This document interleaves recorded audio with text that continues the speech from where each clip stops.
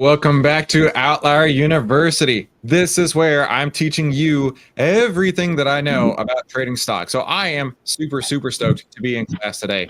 This is going to be the best lesson so far because we're actually going to go buy some stocks. We're going to go buy some stocks finally, guys. I know everybody's been waiting like, oh my gosh, how far do we have to go to finally buy a freaking stock, right? That's all you got to do. Just click this button, click that button, and insert money in between, right? That's all you got to do. It's so simple, but it's really not. And that's what we've been going through week after week after week. So I am excited to see everybody here. It's been, man, it has like 2 weeks of no classes or whatnot. So I make sure I've reviewed some of your homework and we're going to review that live in class. But today is going to be a hands-on kind of day. Hands-on, right? We've been learning all this theory. Now we're going to put it into practice. So first, we're going to work on buying the stock, selling the stock, buying the options, selling the options. Next week, we're going to be, or I should say next class, we're going to be working on time saving and how to come up with how to find these entries and find these exits. And we're really going to be refining, right? You've got the theory. Now we're going to put these into practice. Now we're going to be actually working and putting it together. But some of you guys are already raking in the dough. Does anybody want to share some of their success stories here in OVTLYR University? Oh, everybody's bashful now. Yeah, all of a sudden, right? They were bragging earlier. They were bragging on that Discord. IRS in the audience. That's right. Let's let Ian hear. I want to hear from Ian. Yeah, I was on the road last week, and North Queensland doesn't have very good reception with broadband and all the rest of it. But I managed to get a few trades in and followed the rules and really narrowed it down. I was listening to trading in the zone on the way up in the car, and that really nailed it down in my head. And and another 20% for the month. So I'm happy. 40%. Just another 20% for the month, right?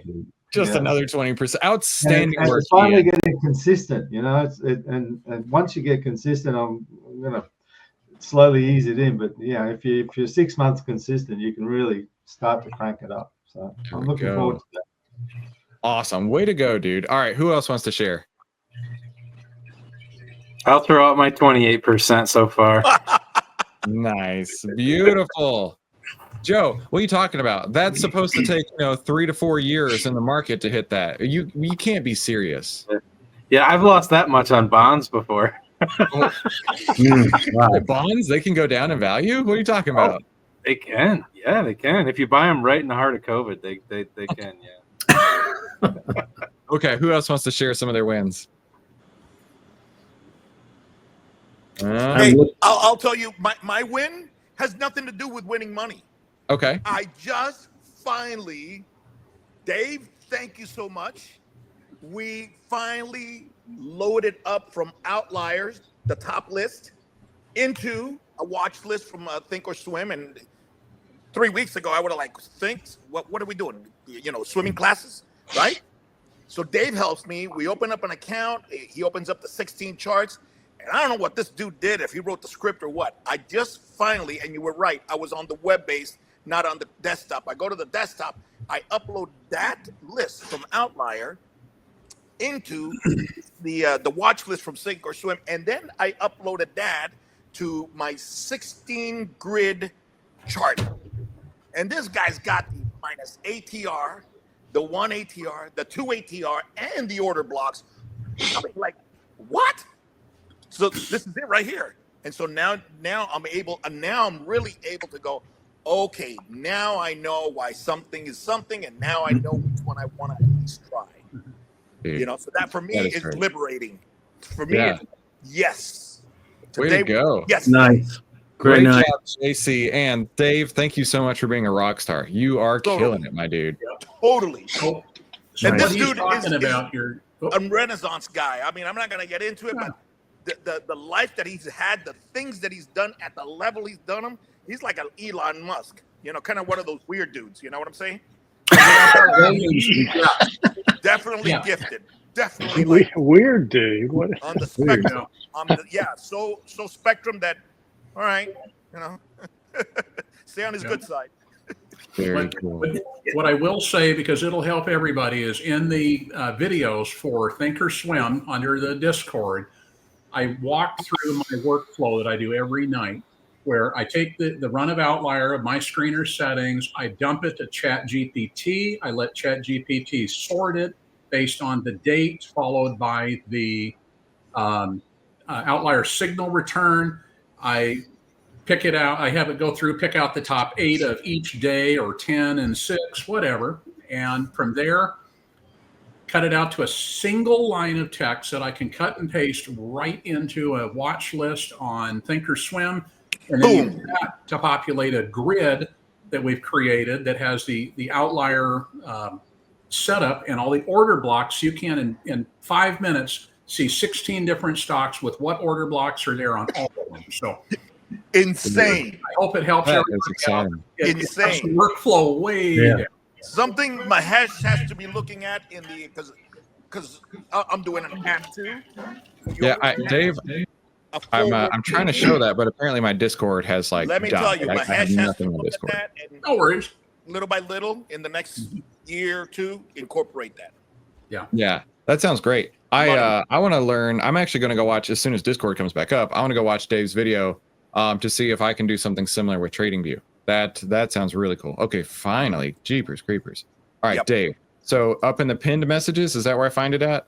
No, it's down below. I haven't pinned it yet. I need to. Oh, okay. Hang on. Here we go. No, that's profitable trader training. That video, but I did put that one up for everybody a bit ago. Right there. How to use ChatGPT with OVTLYR. Ooh.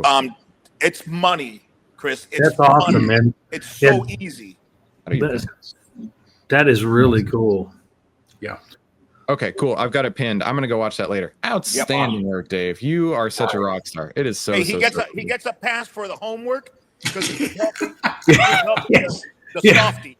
Okay, he was helping the softies. He was keeping them alive. I've been helping the masses. Yes, I was in the water. I'll give you a pass on that. Dave and Deepthought are like my teaching assistants. They've been huge rock stars. Unfortunately, Deepthought is no longer with us for today. He'll be back later. Why do we call people rock stars when those guys are known for like trashing hotel rooms and So I guess we're going to trash hotel rooms. That's the plan, huh, Mike? I don't know. Well, I never trashed a hotel room, but I'm always up to try. Okay.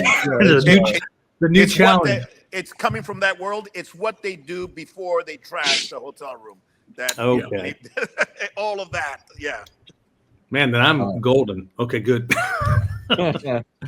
Okay, guys, let's simmer down now. Let's focus, class. Okay, back on topic.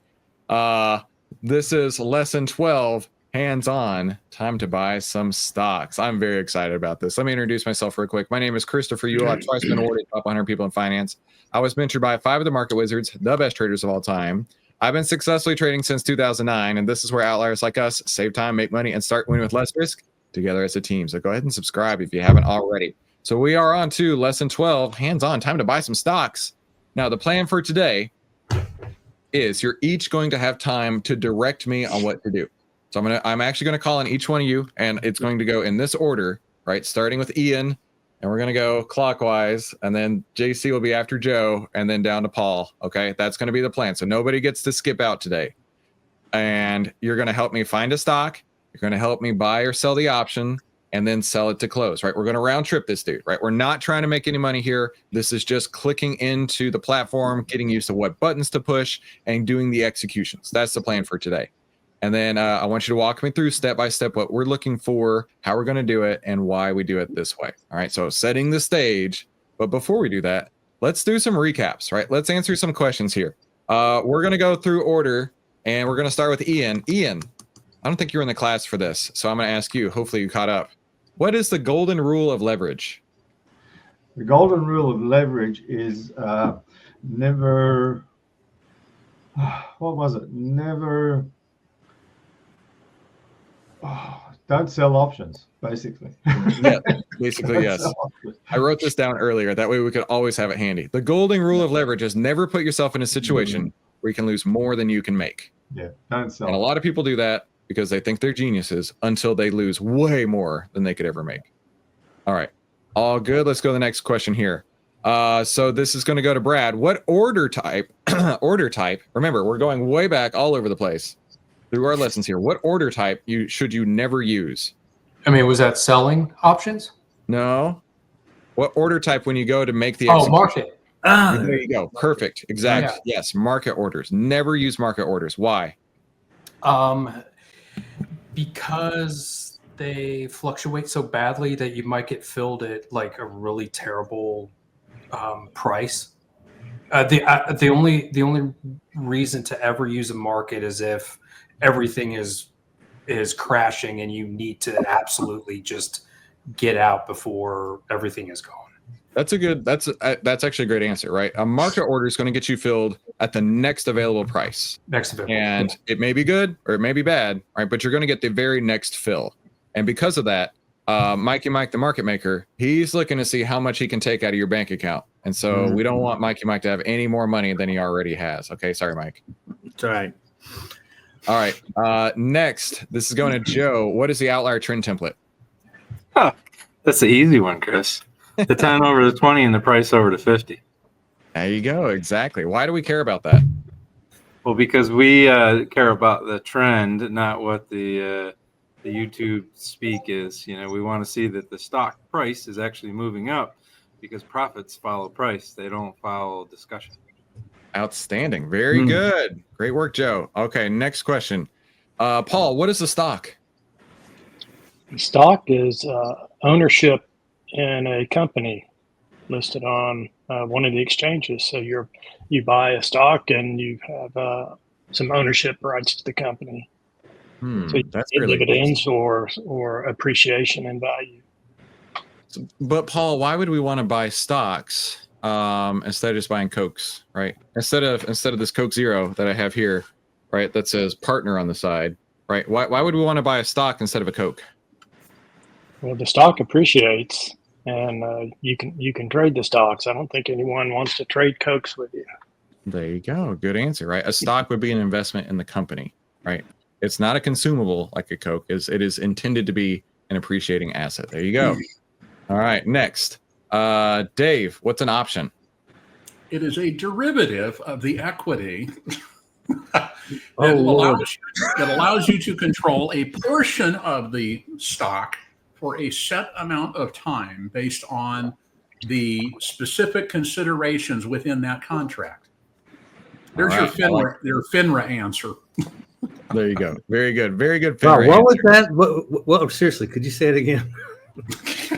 That was the most complex answer I was. It is a derivative of the equity, meaning you're not in the equity, but you have the rights to it. It is a derivative of that allows you to control that amount of stock of that equity for a set amount of time based on the contract and the conditions within that contract, such as the strike price and the other things. Wow. There you go. That's a perfect answer. It is. Very good. Throw me a softball because I don't want to follow that. Well, here's your softball, Mike. How many shares do options control? 100. Oh, very good. Usually. 100. Oh God. No. Let's not confuse them with American and European styles. Let's not do anything weird. 99.9% of the time, it's 100. Yes. Now you guys understand my comment. See what I'm saying? Look. Okay, JC, you ready for the next one? Let's go, baby. Where do you buy stocks at? At Amazon? No, you can use a broker to buy from one of the exchanges. There you go. Perfect answer. Yeah. Now, I know that sounds goofy to ask that question. Where do you buy stocks at? But I would imagine that a lot of people have that exact same question. You go to Walmart, you buy a couple stocks off the shelf and put them in the cart and, do the self-checkout on the way out. Right? A lot of people, we got to go through these basics to understand how to do it in great detail. So next one goes back to Ian. How do you buy at the bottom and sell at the top, Ian? By using the trend template. So we know when it's going to turn. It's just math, isn't it? It's going to turn, and it's the 10 is over the 20, and the price is over the 50. So it's math. It's moving up. You buy it then, and if it turns around and the 10 goes below the 20 and the price is below the 50, then something's changed and you sell out. Yeah, that's a beautiful answer. It's not the answer I was looking for, though. And Landry actually got it. You don't. You don't buy it at the bottom and sell at the top. And it's just not possible. Yeah, you just have to go with the trends, which you very well said right there. So nice work on that one. 80%. All right. Next, Brad, what is a stock chart? It is the image that you look at to see your trends using candles. Oh, it's a good answer. The way that I look at a stock chart is I look at it, it's like the stock's history book, right? If you want to see what happened over time, where do you go? You go look at the stock chart, right? It's just a history lesson. And unfortunately, we don't have the Nancy Pelosi plan built into any charting platform just yet. We're working on it. But it's going to cost $81 million. Okay, I'm just putting that out there. Now, you can see historically how the stock has behaved with earnings, how it's behaved over time, if it's trending up or if it's trending down. It's just a history book. So great answer. All right, Joe. How do you know if the stock is going to go up or down? Well, you don't know. You're just trying to follow the trends and the indicators that are part of your trading plan, and you're hoping it's going to go the direction you want it to go. Well, there you go. Yeah, exactly. How do you know if the stock's going to go up or down? You don't. And that's why I like to talk about how there are no expectations on any trade, because honestly, it can go up and it can go down. Every single trade in its own unique circumstance here will do whatever it's going to do. This is a huge trading in the zone principle. Ian probably heard this over the weekend. Every single candle is a unique candle. There are different buyers and different sellers entering the market every single time, and different sizes versus the day before and the day after that. And because of that, we don't know what it's going to do. It is not a repeatable occurrence every single day. So you really don't know what it's going to live out to.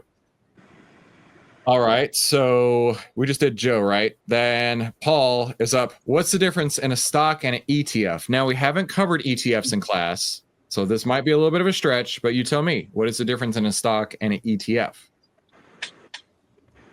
My friends in the comment section aren't helping me out. Oh, come on. But, so an ETF can cover a lot of different situations. So ETFs can cover the S&P index, or they can be a combination of different types of stocks. They may be concentrated in tech or consumables. And it's something that you can sell in and out of very easily, as opposed to a money market where you may have to wait a day to get your settlement. Okay. I like that answer. Chi Wing Yu has a great answer here. A stock is a single company, whereas an ETF is an index of a bunch of companies, right? So it's like a wallet, and in that wallet, you're buying and selling the wallet, right? I want to sell you my wallet that has, 30 different companies in it. And you're like, sweet, awesome. So I have a portion of that wallet has, some sort of percentage on each one of those companies, and we're going to trade it back and forth, and it's going to have a value based on everything inside of that company. Whereas a stock is just a single piece of paper that I'm trading to you rather than my entire wallet. Does that make sense? Question on ETFs. Yes, sir. Are ETFs usually, although maybe not all the time, in the same sector? Or they Well, that's a great question. Right, there are sector ETFs like XLC for the communication sector, XLK for the technology sector. But then there are some that are more general, like QQQ is an ETF, and QQQ encompasses lots of companies. The SPY is lots of companies. So it really depends on the ETF itself, what's included. Perfect. Great question, by the way. All right, next, Dave, how much money do I need to start trading stocks? Depends on your preference. You could start with 1,000 or 10,000, but you have to have enough to be able to enter with a reasonable risk management plan, would be my answer to that. You don't want to enter with so little that everything is on the hook in one trade. You want to be able to maintain proper risk management, be it one option only and ride that up a little bit or down. But you got to have enough that you don't lose the whole nest egg in one shot on your first try. That's a great point. And when you are starting out and your portfolio size is smaller, it's actually a lot harder to trade than, like, let's say you started with 5,000 and you can only take 2 or 3 trades. Each one of those trades is a big portion of your account. Versus if you have 100,000, those 2 or 3 trades may not even register, right? And because of that, it means a lot more. And I completely understand. In fact, I started trading with $5,000.15. I'll never forget it was $5,000.15 because I had heard about options. I started digging deep into trading options. And then I was like, okay, I need a broker, like JC was talking about, right? I can't go buy these options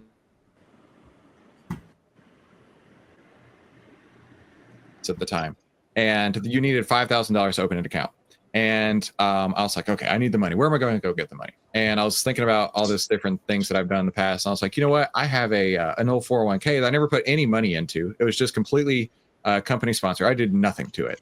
And when I got the check in the mail, I'll never forget, I was standing in my kitchen. I was so excited. I ripped it open and I knew I needed $5,000 to open the account. And when I pulled out that check and it had $5,000.15, I'm still getting goosebumps to this day. $5,000.15. I was like, the good Lord has put me on this path on purpose. There is no way that is coincidence. I mean, that was the coolest thing that ever happened. So you can start with $5,000. You can start with 50,000. But I'll tell you, if you start with a big account, you are also going to have problems there too. Now you're probably thinking, well, how can you have problems with the big account? If you have a big account, you might get lazy.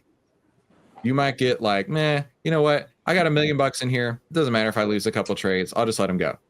And before you know it, you got 900,000. And you're like, you know what? That's fine. I got so much money. I'm not stressing about it. And before you know it, you got 600,000. You're like, oh shit, I done did messed up. I got to fix this real quick, right? And then you start revenge trading, and then you get down to 400,000, right? And this is real. This really happens to people. I know it sounds impossible if you start with a big account, but a big account can be a giant burden if you do not know how to manage that money. So I would say start small, learn what you're doing, make sure you're paper trading, keeping great notes. And so then you can go back and you can use math with that expectancy to see if you figured out a way to trade where your worst case scenario is wildly profitable, right? And I can do that. I can do that any day of the week because I have the data to back it up. But if you don't, you really shouldn't be putting on any sort of risk. And then let's say you do start with 5,000. Maybe next month you save up another 500. You know, you just put 10% more in your account. That's a huge deal. And the next month, add another 500. You're now up to 6,000, right? And then start saving into it just like you would a savings account. And then you can watch that grow and trade along with it. So that's the way I would look at it, right? So question, can you, let's say that you wanted to start with $1,000 or $500 for that matter. Can you trade cheaper stocks like $10 stocks, $5 stocks and get practice that way? I mean, your returns obviously are not going to be, but you'll be applauding $25 profit when you're trading at the size you're trading. It's almost like paper trading. Dude, yeah, you can do just single shares, right? Get used to single shares of $10 stocks, $10 or $20 stocks, right? Get used to that. Figure out all your processes, and then go from 1 share to 2 share, and then get used to that. And then go from 2 share to 4 share, scale up, and maybe once you get to 100 shares, start breaching into option contracts, because then you'll have figured out everything you're going to do, and then the option contract will just give you leverage on top of your already successful plan. Yeah, dude, that's a great idea. Okay. Okay, I think it's Mike's turn. How much money can I make trading stocks, Mike? $7. It's a good answer. For some people, that's the most they ever make trading stocks, and it's only losses from there. I mean, you can make. I mean, seriously, I have a goal I shared yesterday. I want to make $10 million, and if I die before I make it, that's fine too. But you can make whatever, I guess. I mean, why not? Well, if somebody's coming to you, Mike, they're like, listen, Mike is such a brilliant trader. Mike the market maker. He's developed this super sick nickname. I know that he's got to be pulling in all those monies, right?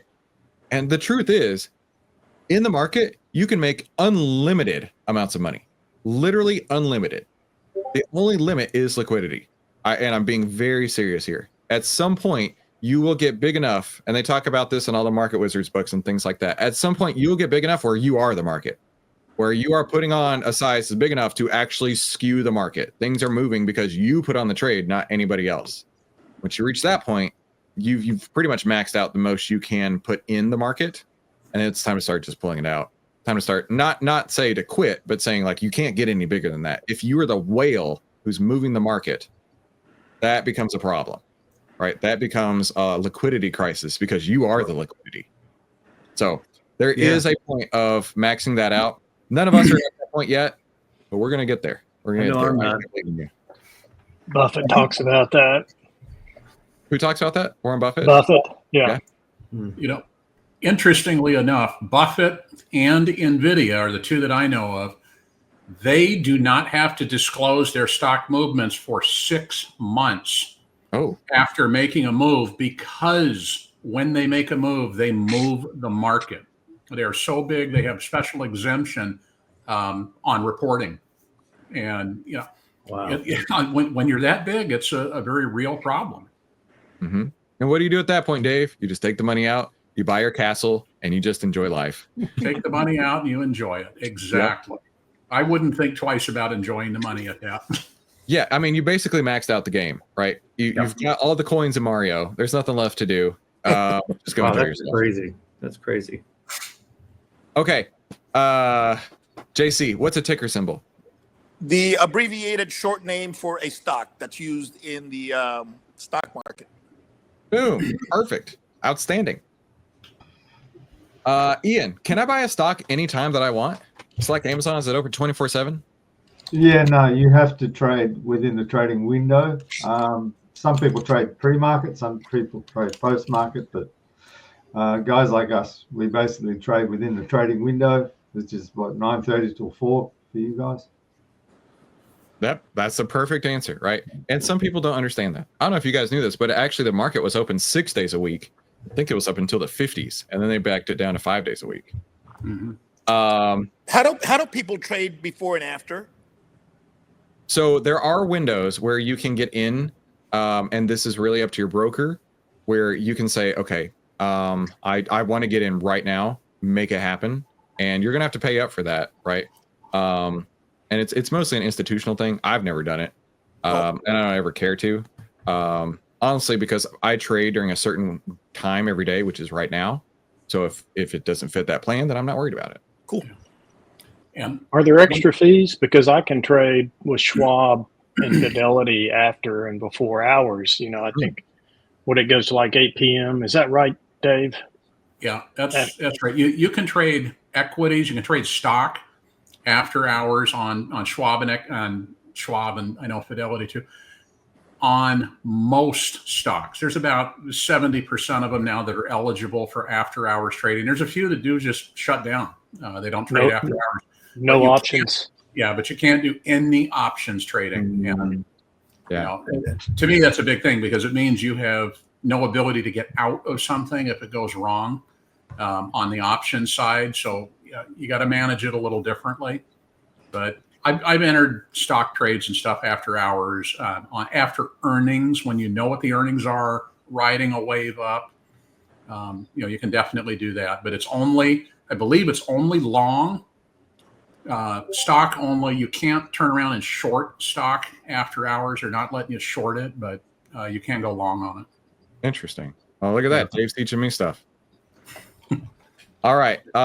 We're up to, I think it's Brad. Brad, how can I limit the amount that I can lose? I mean, you need to position size correctly. Good answer. You know, and then be sure to set your half ATRs and watch for the 10 EMA if you're using that as a trailing stop. Dude, you nailed it. Nailed it. Position sizing. And then where's your stop loss? Stop loss meaning if I got into the trade, this is where it's going to tell me it's not going to work out. And I'm just going to move on. And then a trailing stop, which is what you let run behind you and let it tell you when the market has topped and is coming back down. That's exactly it, right? Exactly it. Position sizing, trailing stop, and stop loss. Outstanding answer on that. All right, Joe. I get so scared that I'm going to lose money trading stocks. How do I overcome this? I think that's basically the answer Brad just gave, right? You're going to position size correctly. You're going to figure out where you're going to get out, and you're going to keep yourself to those rules to tell you where you're going to get out. Suppose if you're very scared of leverage, then you would only trade stocks. You could do what we were talking about earlier, where you're going to use maybe one contract or one stock and then see how you're emotionally able to handle it before increasing your exposure. Well, these are great answers. And it really, I think Nate here just completely nails on the head, right? Getting the trading plan with good psychology, right? And a lot of people, they get in the market, and myself included, my parents included, right? This is not an uncommon thing. I think more people get into the market being terrified to death that they're going to lose money versus make money, right? They get excited about buying the stock because the greed is overwhelming them, and then they get in and they get so fearful the moment anything like one single tick against them, and that plays out in our Discord every day. By the way, I know you guys are watching this. I know y'all are in the Discord all the time, but like this is super, super common. The way to get over that is having that plan, having that trading psychology, and just like what Brad was talking about earlier, right? Your trailing stop, your stop loss, and your position size. Once you get into the trade, those are the only three things you can control: your size, your trailing stop, and your stop loss. Everything else is out of your control at that point. Sounds scary, but if you use that in your favor, it actually works out pretty well. Paul, no lifelines this time, Paul. You ready? Hit me. Whenever I buy a stock, I can't stop thinking about it. I lose sleep over it. What should I do? I think that comes down to controlling your expectations. And you've told us a number of times, when you place a trade, don't have expectations it's going to be a winner or a loser. You follow the plan. And if you follow the plan and don't deviate, I think that helps over time. It will help your emotional state. I think that's perfect, dude. Absolutely perfect, right? So these two questions and those two answers really go in line together, right? Because so many people don't know what to do. They don't have a plan. They get so emotional, and you've got to. So much of trading is really the game between your ears, right? Once you master the game between your ears, trading gets so much easier. There's a great book, I think I've mentioned it before, but Best Loser Wins. Yes. All right, Dave, how are you making so much money? Right now, these questions are phrased a little bit differently. These questions are phrased a little bit differently. This is coming from like the person who's not in the market. They hear you guys are doing awesome. You know, what are they going to ask, right? I get so scared. I lose sleep over it. How are you making so much money, Dave? This is new trader, rich trader style questions here. Following the rules. I am my own worst enemy when it comes to trading. If I follow my rules, I'm fine. I have been caught revenge trading. We all have, and anybody says otherwise is lying. You know, we all see that loss, and I'm going to get it back. I'm just going to go in a few more. I've done it on futures. I've done it on stocks. You know, we've made bad decisions over the years. Following and running the rules explicitly, modifying the rules.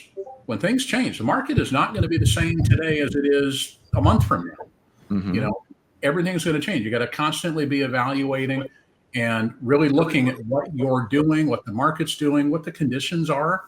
You know, we could have smooth sailing or we could be in choppy seas, and you got to react to both. So to me, how am I making money? I'm paying attention to the rules. I'm adhering to them. My rules right now, and again, I change my rules just about every week based on conditions. I'm in cash right now.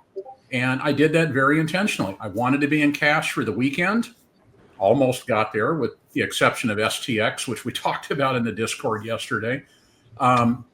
You know, it was almost completely in cash, but I wanted to be out of the market leading through this tariff discussion this week. Those are my rules. Doesn't mean they have to be everybody's, but my point for this week was we're going to sit in safety. We're going to make some interest on SGov and sit back and do some other things, fine tune some other strategies. So when I'm ready to deploy them, I'm ready to go.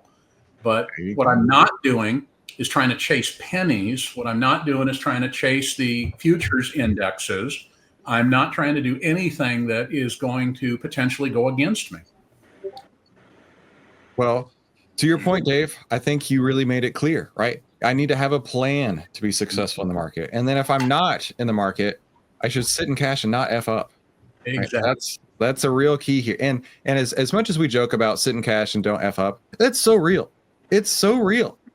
So many people get on this winning streak and they're like, oh, I got the Midas touch. Everything I touch turns to gold. Let's do this. They start making some money. They're like, oh, this is so sweet. Then they start seeing the market's not working just right. They're like, whatever, everything I buy is perfect. And then they start making mistakes. Instead of going to cash, instead of just getting out of the way when they don't have what they're looking for in the market setup, they start losing. And then they start revenge trading and things just spiral out of control. Yeah. But David, that was not the correct answer that I was looking for. Actually, the correct answer was I use OVTLYR. Oh, okay. Well, I do that too. Okay. Now, this OVTLYR thing seems too good to be true. Why should I believe you? Now, this is real, right? And I say that because we're hearing this over and over and over. People in the Discord are sharing their big wins, and I'm really proud of you. And then they're also sharing, they're telling everybody they know, and they don't believe them, right? So, to who's coming up next? It's going to be Mike. How do you tell somebody, you know what? This seems too good to be true. Why should I believe you, Mike?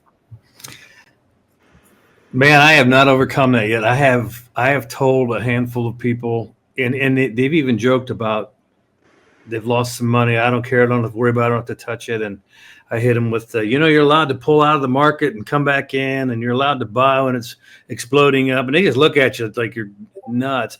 I have not been able to get that. I don't know what it is. I don't understand. It's like when you want to talk to somebody about their eternity. They just kind of shut you off. But anyway, I don't know. I could show them. In fact, I did want to share this. The last three trades, I closed 3 trades yesterday. One was 28% gain, one was 30, and one was 31% gain. And you can even telling them that kind of stuff. There's like, I mean, I don't know how to get around that. I just, when it's here in this group, there's people here that have finally, like, I can remember in the Discord, people were kind of skeptical, and now you've got some firm, solid believers, that, and some don't, some do. But as far as what's the tried and true way to make you believe this, I don't know. I just really don't know. Well, so like you guys know, I've made over 2,000 videos on YouTube, and nobody listened to me for most of those 2,000 videos until January 5th of this year. And then, even then, lots of people are saying, oh, this guy's a scammer. He just sits in cash and doesn't F up, right? And during that time, mind you, the market, let me go to the SPY real quick. The market went like this, right? Of course, I'm not trading anything as the market is like crashing down. Yet people are like, oh, he doesn't know what he's talking about. What a dummy. If you're so smart, why aren't you buying? There's always opportunities out there. Yeah, sure. But not for me, because I'm following my plan.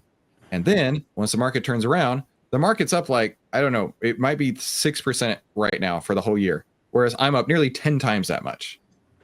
And a lot of you guys are up nearly 10 times as much. I know that's for sure. And so I think really it's going to come down to receipts, right? And that's one thing. You can talk a big game, but really until you show people, get out of the way when the market's not working for you, put on leverage and understand the outlier principles when it is working for you, you can have crazy gains. Absolutely crazy gains. Next question goes to JC. How do I know when to get out of a stock? When your plan says to get out. So for example, what? Oh, no, I'm just like, yes, exactly. Perfect answer. Yes. So let's say you have a strike price and you set your half ATR. Okay. Half ATR is your first bailout. If the thing hits your half ATR, you are gone. You don't care. If Elon Musk gets on the phone and says that he's got the robotics all figured out, that they'll be available tomorrow for $10 a piece and everybody's going to have one, you leave. You get out. Say that it goes up. And you're past you're near your one ATR, then you can put your trailing stop loss equivalent to a moving half ATR and says, all right, if it drops below, I'm good right now. If it drops below here by this amount, I'm out. And then it drops and you go, but it'll come back up. No, follow your plan. If it hits a stop loss or it hits a trailing stop, you bail out. If it goes back up, come back in. That's it. Dude, that is the most perfect answer I could have ever asked for. Everybody put JC in the chat because JC just got A++, from Chris right there. Do you remember in the Christmas Story movie where Ralphie's turning in his essay and the teacher's like, Ralphie, this is amazing. A++. That's me right now for JC. Outstanding work, JC. Very, very good. Very good. I did see one comment in the chat that was maybe something we could put in place. Only plans pay, right? Only plan pays, right? Maybe we even change that to only or outlier plans pay. I don't know. I like where this is going. That was really good, JC. Inspired by you, my friend. Yes, A+++ for you. Outstanding, dude. Okay, next question goes to Ian. I heard options are super risky, Ian. Why are they so risky? They are risky if they're a leveraged investment. So they're risky in that regard. But if you're buying the option, you're only limited to the amount that you bought the option for, the premium. So in that regard, they're not risky. And if you follow the rules like JC does and get out when your half ATR is hit, then they're not risky at all. But if it goes in the right direction, like a few did last week, your returns can be fantastic. So they're not risky. There we go. Yeah, they are risky, just like any investment is risky. Right? If you buy the stock, you also have the risk of it going down. Where options are brilliant is because you have capped your potential loss. If all hell breaks loose, you have limited your loss. Whereas if you're in an option or if you're in the stock trade, your loss is when the stock goes to absolute zero, right? And that's where your position size comes in. And that's where position size comes in. Exactly. Okay, Brad. A lot of people have felt like this. Why do I keep losing money? Come on, Brad. I need you to tell me, why do I keep losing money? Because you've messed up and you didn't follow your plan. You didn't properly have your position size. Your position size was either too big, or your exit strategy wasn't there, or your psychology kind of said for you to jump when you shouldn't have, and you're looking at different things, and there's too much noise, like Discord, and basically you just didn't follow your plan. That's why you're losing money, because the math says that if you start losing 50%, it's going to take you 100 to get back. And I'll tell you this right now, it's a tough climb to get back out. And the last several months, and I've told you personally, it's been tough to get out of that basement, and that's why you just keep losing money, because it takes forever to get back. That's right. So very good. That's a great answer. And really, if new trader approached you, Brad, since you guys right here, you alpha group traders, I give you full authority to call yourself a rich trader at this point, right? So if new trader walks up to any one of you and he's like, why do I keep losing money? The answer is, it really depends, right? We don't know what you're doing wrong, but you're clearly doing something wrong, right? And it might be a simple fix. It might just be you need to tighten your stops. It might just be you need to shrink your position size, right? It might be something easy. Or it might be because they get exceptionally emotional. They don't know what they're doing. Every time they see a loser on their screen, they just, stop looking at the screen. They're so scared to death. We don't know. But in reality, you got to take it one step at a time, figure out why you're losing money. And I did this with myself too, right? When I had 84% win rates selling options, yet I was having less money in my account at the end of the year, I was apparently the one person in the world who could manage to pull off that feat. I had to think to myself, how or why do I keep losing money? Which led me to realize, you know what? My strategy was not working. It sounds great on paper, but in reality and execution, it's not right. It's not going to work. Hey, Chris. Yes. I wanted to say something about what Brad said there. Like, I'm just now breaking back into some positive ground because those 4 trades that I position sized all wrong. And it is you're digging out for sure. But it you know, as soon as I corrected that, I mean, it was an easy fix. I remember telling you about it the first time, and you're like, that sounds like position sizing. And I was like, okay, well, let's look at that then. And that's what it was. But yeah, so you can fix it, but it was just, it does take, man, it sucks when you, Yeah. if you don't have something mapped out, you don't stick to it. A lot of the people in the chat are absolutely right. I mean, losing a trade or two is part of the game, you know, but you just have to, you know, like Mikey said, you got to position size correctly. You have to have your stops there, and you have to have your brain right, you know? Yeah. I'll throw it there. I think one of the big things is, because it's so prevalent today, we see it everywhere. We see it in the chat. Where are you getting your stock information from, first and foremost? Are you getting it from OVTLYR, which is a reliable source with a proven track record? Or are you getting it from Reddit? You know, when you go, I know if I want to go invest on something on Reddit, man, my odds are already way down on that being a likely success. You know, if I'm looking at OVTLYR, I know the odds are a whole lot better, especially if I follow the rules. You know, I'm picking the cream of the crop, but man, where you get your information from is so critical. I mean, I see so many people in the Reddit groups jumping online. Oh, XYZ, oh, we can't use XYZ anymore, but you know, ZYX is going to be amazing. It's going to keep going up. This is awesome. Everybody needs to start realizing that a ton of news articles, everything else on these publications that are out there and on Reddit are paid for on the long and the short side. These are not unbiased, you know, avenues where you're getting your information from. Pay attention where the news comes from. Pay attention to where the data comes from. Evaluate it independently of, you know, Wall Street Bets or some other, you know, Reddit group. Don't get it from some random guy on YouTube. That's real. That's real. Chris, if you had to like list the top 3 things that you were doing wrong while winning 84% of the time but losing money, top 3 things that you were doing wrong. I would say number 1 is breaking the golden rule of leverage. Number 1, oh my gosh, because I was selling options. By the way, for those who are wondering, DT is not going to be anywhere close to needing any sort of move or exit or anything like that. So we're going to let DT ride today. Number 1 thing is selling options, right? Because when you sell an option, you limit your gains and you have unlimited losses. And my losses would be 6, 8, 12, 10 times as much as my wins. So JC, that means that I would need 6, 8, 12, 10 perfect trades just to get back to break even. That's tough, right? So the math was never going to work, right? If you have an 84% win rate and you need 1 trade to lose and you need 10 in a row to get right, the only way you break even is with a 90% win rate. So it's never going to happen. And that's just to break even.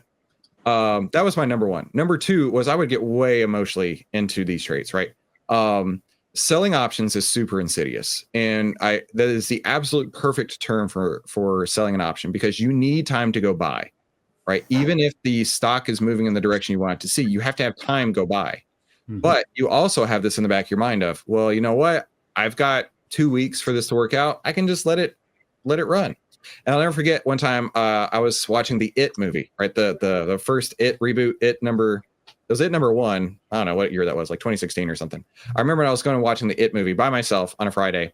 And I remember looking at my trades because they were going to expire on that day. And I'm like, well, this sucks. You know, another set of losing trades coming through. But I had them on for weeks and I gave them every chance to come back. And why I say it's insidious, because all of those weeks that were going by, I'm looking at it day after day saying it's going to come back. It has to come back, right? It should come back any moment now.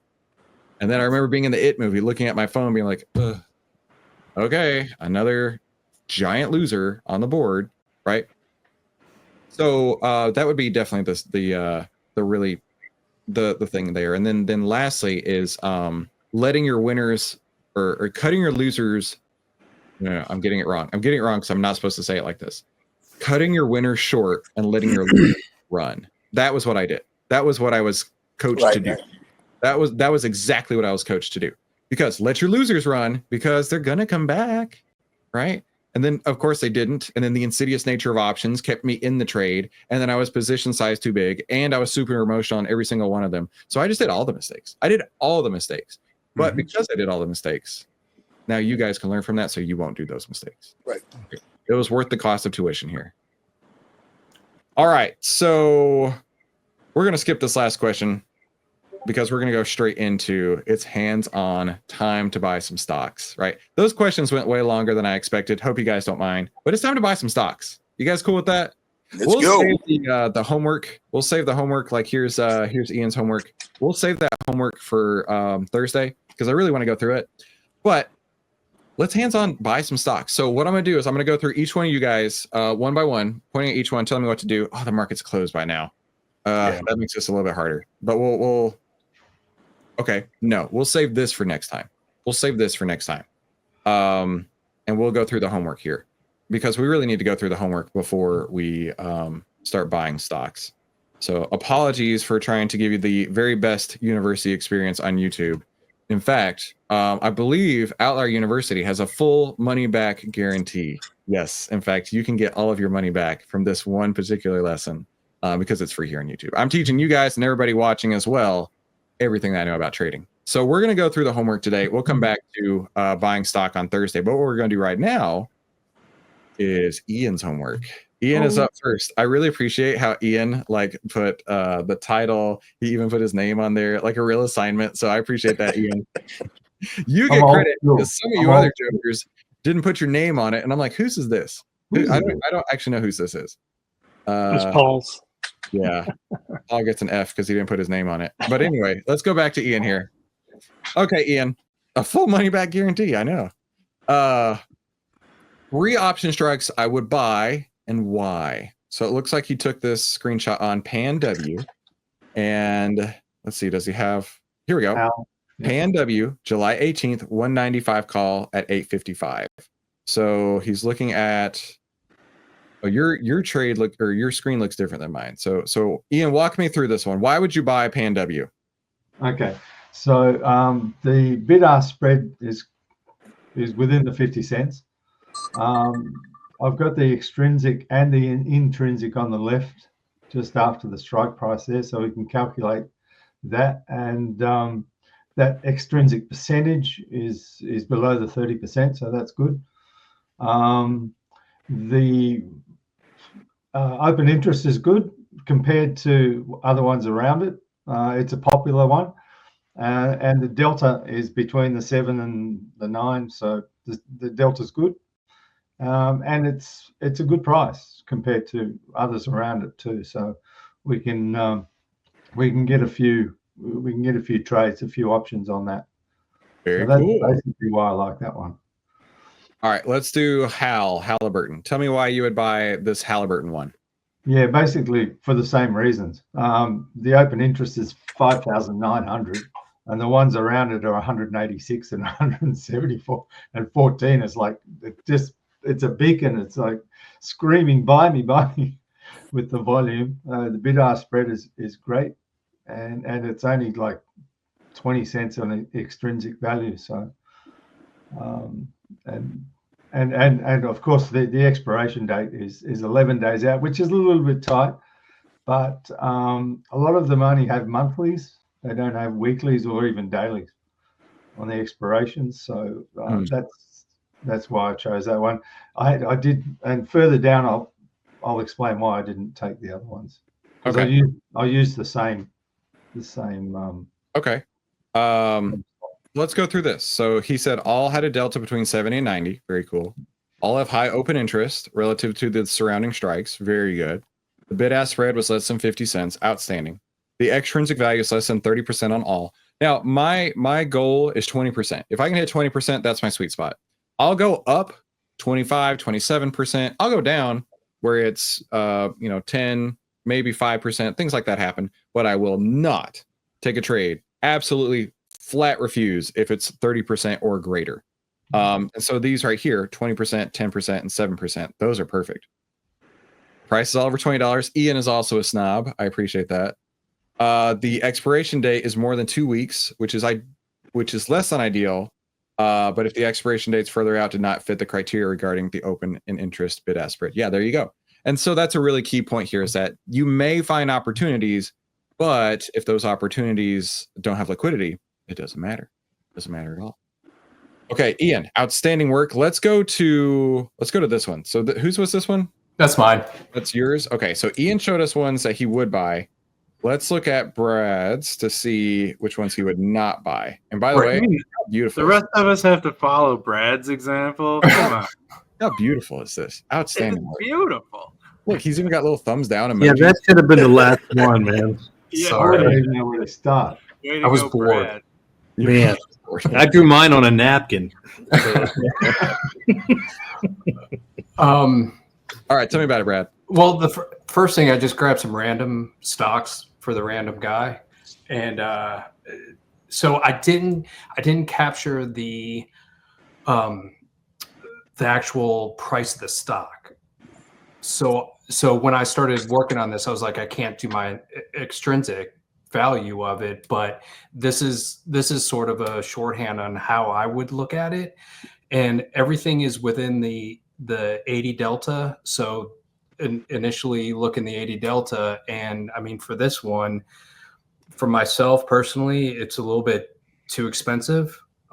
Even if the bid ask was closer, I mean, if you're over $10 for me in my trading scheme, it was over. So there's one. Low interest, I mean, the 160's only got 247 interest on it. But yeah, it was just very expensive to leverage. Yeah. Not only that, you've got that $3 wide bid and ask spread, right? Right. And both of them are over, or like $3 or over. Dude, that's insane. That's huge, right? And to give some context here, let's pull out the handy dandy calculator. If we look here, like the 160 strike, you have to pay $13 to get in, $13.70 to get in. If you were to sell it back immediately, you would get $10.10, right? That's like going to GameStop, buying a brand new Xbox, and then turning around and saying, you know what? I don't want this anymore. And they're like, cool, we'll take it back. And we're going to give you, you bought it for $1,300. So we'll give you $1,000 back. Like, that's legitimately what it is. It's right. Buying the new car and immediately selling it back to the dealership. You're going to take a $3.60 write-off in that case. Now, that divided by what you paid for it means you just lost 26% for the privilege of owning that option. Just the privilege of owning it, you're going to lose 26%. Dude, that super sucks. Yeah, that's crazy. Okay, let's go to the next one here. Tell me about this one. Oh, I mean, everything from the 144 to the 148 was in the 80 delta. And then just looking at it, initially the bid-ask spread, way too high. It goes from 75 cents to $1.70. So that would immediately cancel out. The 146 to 144 to 146 are all too expensive over the $10, and none of them really seem to have that much interest in them, open interest. The 145 has got 308 to it, but do you think you'd have a hard time getting out of these, right? Because there's nobody there to trade with you. Do you feel like Exactly. With that zero-sum game, and how you were saying that, you need to start looking at things that are, at least 4 to 6 times as large, looking at a 200, at least 250, if not more. I mean, none of those, but the 45s or 145 has that sort of people playing in that sandbox. So those are all no's. All of them are no's for me. Very good. All right. And then your last screenshot here. Tell me what you see. I see, again, too expensive. The insane amount between the bid-ask spread on those. And no one wants to trade with them, with the 22 and the 137. So, and like I said, it's like looking really quick at them, going through the OVTLYR. Mm-hmm. you know, when you start looking at the different stocks and you go, okay, let's just look at the options real quick and easily identifiable without even going into extrinsic value, how you can take some off if you need to whittle down your list. Right. And so now that you have plotted on here what you don't want to see, how much easier is it for you to glance into an options chain and say, nope, nope, nope, nope, nope, yes? Oh my God. It's like night and day. You know, I mean, you focus in on that 80 delta, you know, you focus in, I think I was grabbing 11 day out or something just because of when I was screenshotting them. But, you know, you go, like Ian said, you go a couple weeks out, pop that open, look at that 80 delta, and immediately you can tell, you know, 1, 2, 3, 4, you know, like just in a matter of seconds, you can basically tell if you want and feel good about the option or not. And you just close, you know, and it's no big deal. You just close it, move on to the next. Yeah, there you go. Now, whenever I pull up an options chain, my eyes immediately go to my deltas. Mm-hmm. I don't go, like that's where I look, right? It's almost like that's my bullseye. That's what I want to see. Okay, I found the 80 deltas. Then I start looking around the delta for my open interest. Is there anywhere in the 80 delta region, anywhere in the 80 delta ballpark that has the open interest I want to see? If yes, that's when I start going over to the bid-ask spread, make sure that's tight enough. And that's where I'm like, okay, we can make this. Very, very cool. Okay, let's see whose homework is next. This is Paul. Is that what I saw? Whose is this? Yeah, that's Paul's. By the right, way, Paul. Chris, I told my group that you look for 80 delta. I mean, he looks for 80 delta, but Yeah. those are expensive. Hell yeah, Everybody said that, but those are expensive. They don't have a clue. Dude, JC, they're expensive for a reason, right? We're snobs over here. We only buy the good stuff, right? This is the fine aged whiskey of options, right? You can go get the cheap stuff at the gas station anywhere else. Right, But if right, you do right. it right, this is the place to do it. That's how you do it. But you've got a great point. But Absolutely. They are expensive on purpose. They're like, really? Like, seriously? Like, that's not done. Well, they probably haven't been making any money on options either, if I had to guess. Yeah, I know. They claim to be doing well, this, that, and the other, but you know what? I let them go. Yep. You do Yeah, you, bro. that's exactly. You get what you pay I for. lost my ass. Melanie, I saw some chat coming through here. I appreciate you being here live. I need to find the classes on YouTube and start with class 1. Yes, both on my channel and the OVTLYR channel. If you go into the playlists, we have a playlist for specifically OVTLYR University. Just start at 1, work your way down, and you will be as smart as these incredibly handsome gentlemen that you see before you right here. All right, Paul, tell me. So this first one was close. I was looking at the 110 strike, and I've got these outlined in orange to make it easy to pick out. Plenty of open interest over 250. The extrinsic value is good, but the bid-ask spread was just a little wide. It was 80 cents instead of the 50. So I probably would not have taken this trade. You know, Paul, I want to point out something. Between Ian's, Paul's, and Brad so far, we have seen 3 different brokers. Meaning, you don't need any one particular broker, but you do need a broker that provides you with the information you need. Right. If you find a broker and they just say, you know, this is the price of the option, there's so much more that goes into it, right? This is not Amazon where the option costs $64, right? This is a broker, and if your broker doesn't have this data, you need a new broker. Okay, let's move on here. This is BNTX. All right, Paul, why would you say no go on this one? So we have a wide bid-ask spread of $2 and only 72 contracts in open interest. So you may get into that trade, but you may have a hard time getting out of it. Good point. And if you have to sell, you're going to lose, 25% of your premium just if you had to sell it back immediately. Exactly. So do you use this column at all right here? This percentage column? What is that? I don't. I mean, it's implied volatility. Mm. And I think that it is what helps set the options price. You know, if that's a very high percentage, and I think your options are going to be more expensive. But Yeah. I don't really use it myself. You know, it'd be really cool is if they had a way to do like custom columns where it would be the extrinsic value divided by the ask price. I would love that. That's I was hoping that you had figured out something cool like that here, but it doesn't look like it. So I'll jump in here, Chris, because that does exist. I knew it. It does exist. Hold on, let me log into mine real quick. Oh, snap.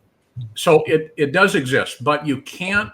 There's one formula you cannot run because it doesn't recognize extrinsic value. Unfortunately, the column's there, it calculates it all out, but it doesn't recognize it as a data point. But what I run instead of that is I have a separate column that gives me a bid-ask spread percentage. So I can get closer to that answer by using a percentage between the bid and the ask, spread, saying how tight are they, and I've got it color coded, so it just says, hey, here's the good ones. But you can definitely run different columns in Thinkorswim and custom scripts, but intrinsic and extrinsic are not ones you can then turn around and calculate against the ask price. I have tried every which way I can, and there's no way to get from A to B. Maybe one day. Can't be done there. Dave can't do it. Nobody can. Yeah, that's right. If Dave can't do it, nobody can. All right, last one. So, Chris, wait a minute. On this last one, the key thing was the spread, right? Well, all you tell us. That was the big thing, right? The spread and the open interest. Not enough open interest. Got it. Okay, and the open interest. Got it. Very cool. Got it. All right, let's go to the next one here. CrowdStrike. Also a no-go. This is a more expensive stock, so Chris, maybe you can chime in on this, but it has a $3 spread, and for 400, what's the stock price there? Well, the strike's 475, so the stocks was probably 480 or 490. Is it okay to have a $3 spread on it? Because percentage-wise, it's pretty low. Crap, no, dude, that's 10%. I mean, that's 10% of your option price that evaporates just for that turnaround. Definitely not. Now, if it were Tesla or if it were SPY, they're going to have a lot tighter bid-ask spread. Even though they have more expensive stock, it's going to have a lot tighter bid-ask spread. And that really is a function of liquidity. It really is liquidity. And that's going to be just a big red light for me. Not a chance. Not a chance. But that's a really good question, right? If it's a more expensive stock, should we expect a wider bid and ask spread? Maybe. But that's why my rule is up to 50 cents. Right. That's where I'm going. If you look down at the 500 strike, you can see, even though that's out of the money, there's a ton of open interest, over 2,000, and the bid-ask spread is a lot narrower. Yeah. There you go. That's that function of liquidity right there. Great question, by the way. Okay. Who's the next victim? I mean, next participant. Yeah, that's mine. Okay, Brad. Let me hear it. No, it's Mikey's. Oh, no, Mike. it's Mikey Mike's. Sorry. That's right. Brad had the beautiful one. Yeah. All right, Mike. That should have been last because now, anyway.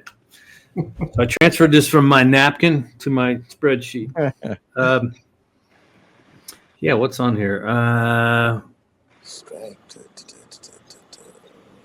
Open interest. There's a ton of open interest. The bid ask was within the 50-cent range, and the calculations are on the side there. The extrinsic value percent was only 14, well, almost 15, and I don't know about 30%. I don't know if I would ever go because I'm just cheap. But anyways, that was well under 20, and so yeah, that was just a go. I mean, I would take that one.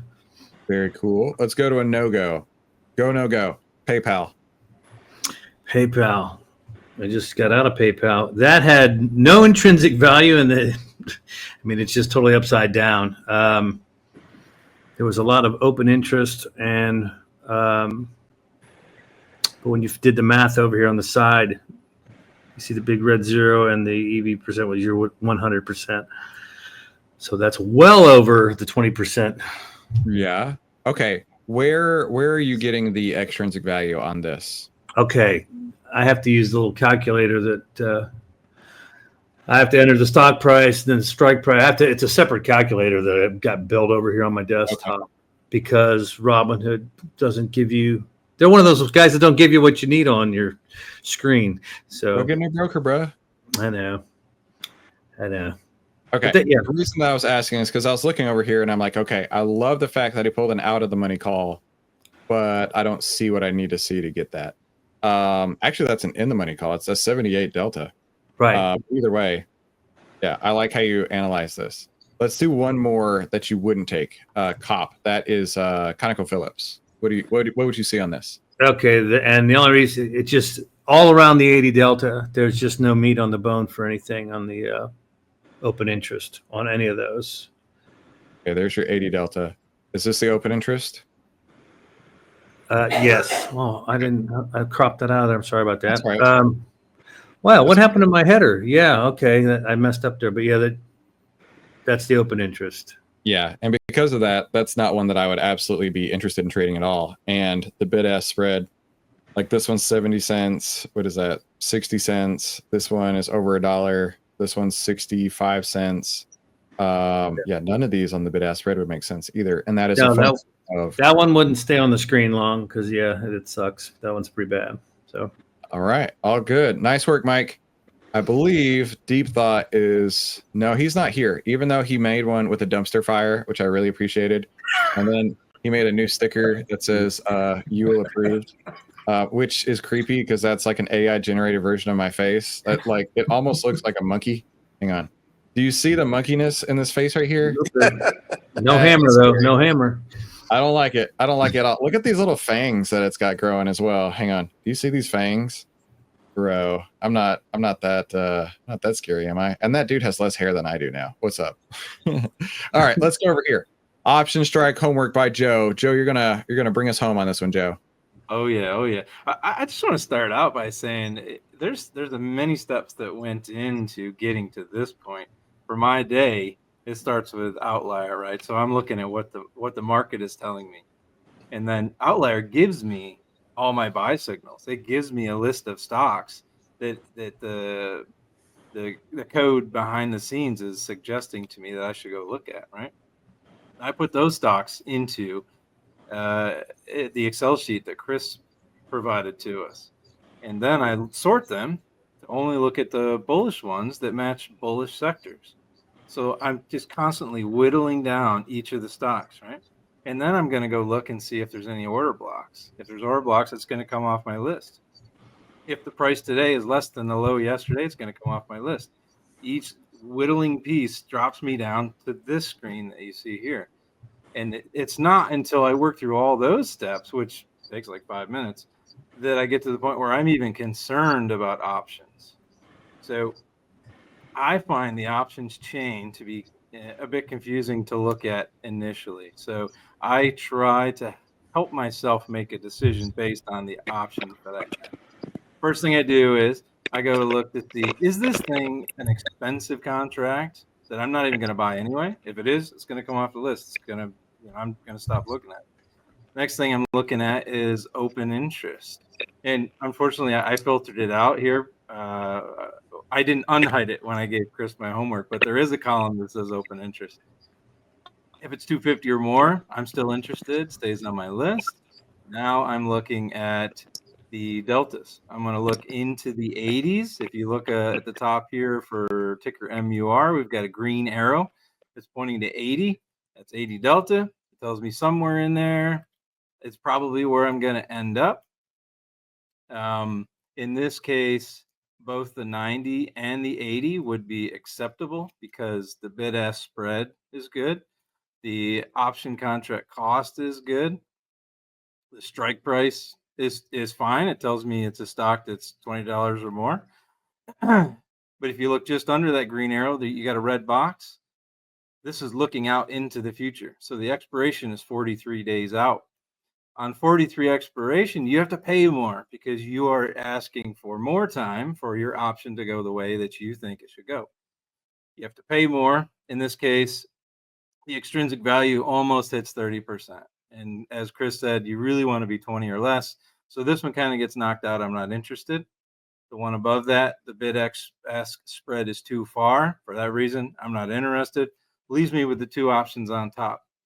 Well, why did I choose the 80 delta?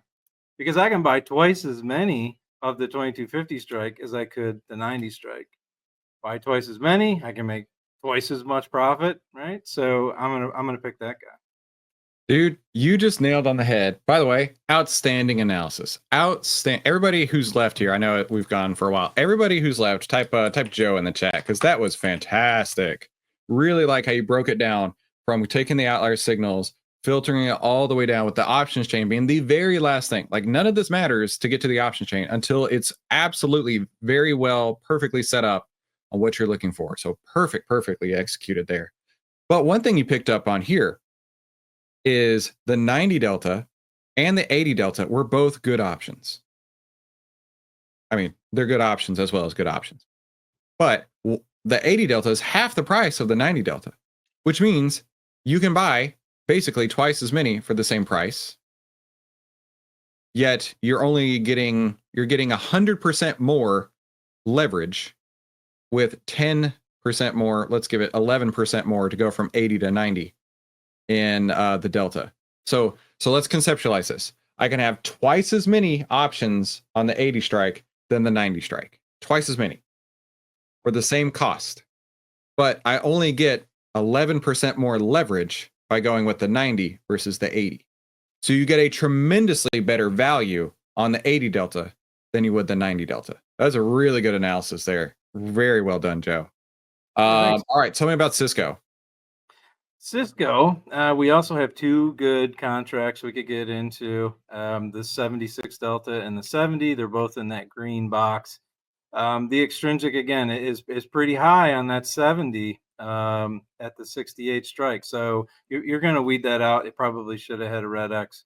Ultimately, I would have picked the 6750, again, because the bid-ask spread is good. The extrinsic is good. The reason I'm not going to pick further out in time is, again, you have to pay to go further out in time.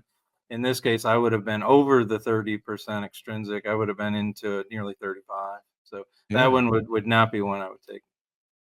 Perfect. And that's the same strike there, Joe, right? I mean, does it really matter that I have to go out in time? Because it's the same strike. It's the same thing, right? Right. Yeah, you just have to pay more for it. Yeah. Yeah. I don't know about you, but this is the one time I'll buy the dip. Yeah. I'll buy the dip on these option chains if they cost more for the same thing. But they have, they cost less because they have less time value associated with them. And I'm okay with that. I'm not here for the time value. I'm not here for a great time. I'm here to make money. Right. So looking at this, that makes a ton of sense. So our big old fat heads are going to be in the way of the next one there. So we'll leave it there. Joe, outstanding work. And actually, all of you gentlemen have done a tremendous job. Just look at where you were. Even JC, I know you were saying how at the beginning, JC and I had a meeting. He's like, I don't even know how to spell stock. Look at you now, dude. Even though you may not be able to execute just yet, you are so much closer than you were just a few weeks ago. You have come so far. And all of you gentlemen here are doing a tremendous job. And this is our 12th class. That's it. 12 times we've worked together. So I am super, super, super proud of all of you. And I'm super proud of everybody who's watching, right? Like I've told y'all over and over again, 50% of the people who are watching this, they're never going to get anything out of it. It's just passive listening. 25%, they're going to listen, they're going to do something wrong, and they're going to say, oh, this Chris guy, he doesn't know what he's talking about. But the other 25% are going to listen to the exact same words the other 75% did, and they are going to change their lives and have generational wealth building opportunities. So I am super stoked that all of you were able to make it today. We're doing God's work over here with OVTLYR. It is awesome, and I'm so glad that I can do this with you guys. Outstanding work, and I'll see you back here on Thursday. We will definitely be buying options and stock on Thursday. Apologies that we took too long to get there, but I felt like it was a good one. Hey, guys, if you're ready to save time, make money, and start winning with less risk, what do you think they should do? Do you think they should click any Head on buttons? over to OVTLYR. Yeah, head on over to OVTLYR. Press one of these screens, right up there. Exactly. Y'all talk. Have a great day. We'll talk soon.